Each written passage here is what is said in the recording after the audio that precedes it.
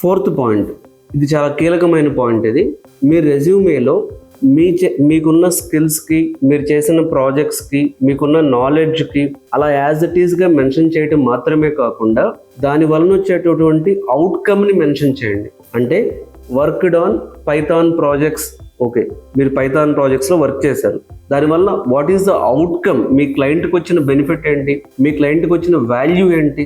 So అవుట్కమ్ని mention చేయకుండా ఒక SA లాగా రాసుకుంటూ వెళ్ళిపోతే ఏమవుతుంది అంటే, ఓకే మీకు నాలెడ్జ్ ఉంది, but me knowledge, me skills, me projects వల్ల క్లయింట్కి ఏమొచ్చిందనే తెలియదు అక్కడ. సో అవుట్కమ్ని మెన్షన్ చేయండి. ఒక ఎగ్జాంపుల్ చెప్తాను.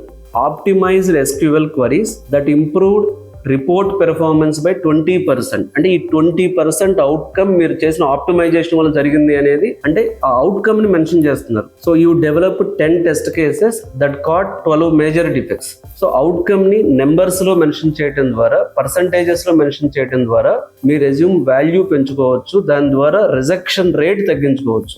సో నెంబర్స్ అనేవి ఒక ఇంపాక్ట్ చూపిస్తాయి రెజ్యూమేలో.